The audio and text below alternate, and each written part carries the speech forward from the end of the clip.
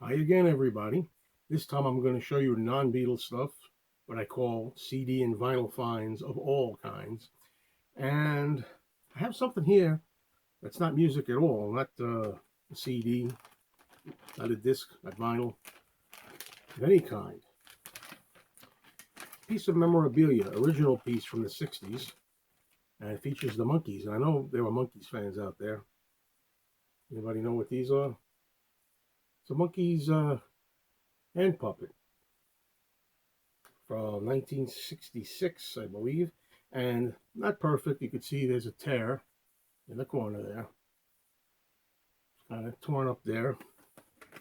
I guess the idea, as I try to put these on, was there you go. They don't look really that much like the Monkees, do they now? I mean, the one over here looks like Mickey Dolenz, okay, and this one in the hat you can see is Mike Nesmith.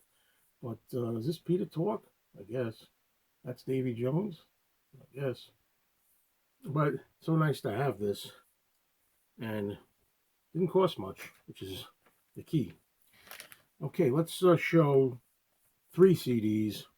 Here's one that really needs no explanation, really. The Eagles' greatest hits. Okay, we're done. No, I say this because this is like the biggest selling album, or one of the biggest selling albums of all time. And I have this on CD. A lot of people do not like the Eagles. That perplexes the hell out of me. I think the Eagles were a great band with a lot of great songs. It's never been open, so it's just brand new. But the only thing I could think why people don't care for this that much or don't like the Eagles in general is, as I would be the first to admit, their songs are really overplayed on the radio. I mean, do you need to hear "Take It Easy"? Do you need to hear "Lion Eyes"? Do you need to hear "Already Gone" on the radio? I mean, one of these nights. I mean, every other song is an Eagles song. But other than that, for the music itself, I can't imagine people don't like the Eagles. But then again, we all have different tastes. Here's a great album, really great album on CD, Tom Petty, Full Moon Fever. And thing about Tom Petty, Full Moon Fever is, just like I said about the Eagles, I remember when this came out. I can't believe it's 20 years ago already. Was it 30 years? 30 years. Oh my God. Excuse me. 30 years? 30 years ago, this year in '89, this came out.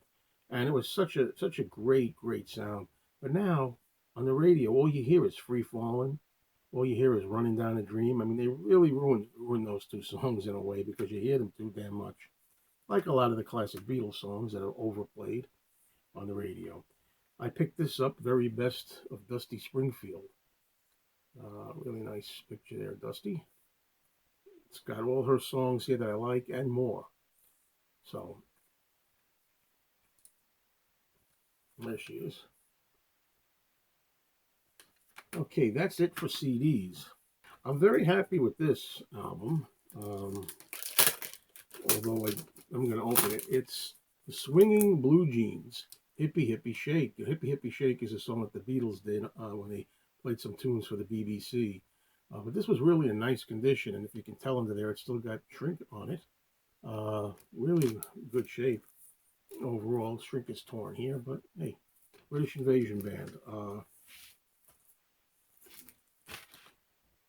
It's funny, the record, the condition of the record left a little bit to be desired, I thought, when you looked at it, but it cleaned up really nice. And it's weird. This is one of those really heavy duty records that lasts.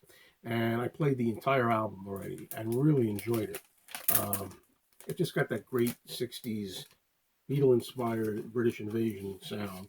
But even though, if you looked at it, they looked like there was some scratches and scuff marks, you don't hear them. And you know how that is, the people out there who collect. You know, a lot of times you have records that you expect are going to be noisy and they're not. Other times you have records that you don't expect are going to be noisy, like brand new vinyl, for example, and it's nothing but noisy. Go figure.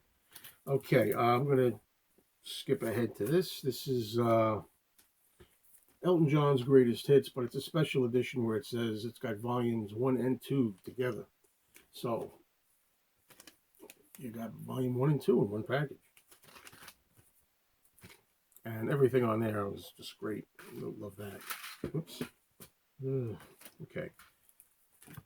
A lot of people want to know if I'm still into like big band and jazz. Well, you know, This whole series here, the Bluebird series, this is the complete Artie Shaw Volume 1, 1933 to 1939. I played this already. Well, one of the records I played.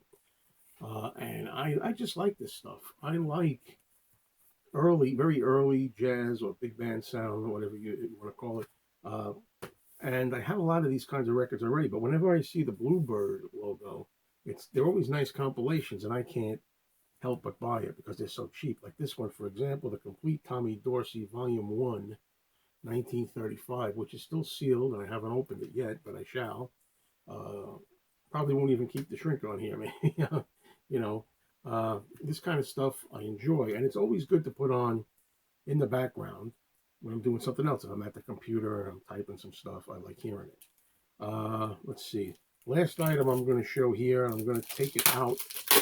I know some of you can't stand that noise, crinkly sound. Sorry. This is John Fred and his Playboy Band. It's has one of my favorite songs of all time.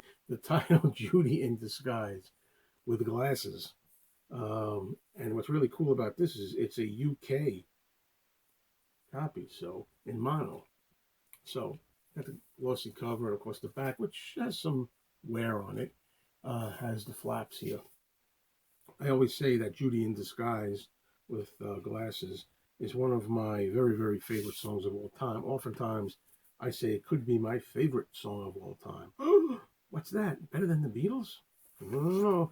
One of my favorite singles of all time after the Beatles, I'll tell you that. And there's the label. So I hope you enjoyed this brief video, mistakes and all. It's a lot of trouble going back over this and editing them and stuff. And as soon as I get some new finds, whatever that may be, you'll get a new video. Thanks, everybody.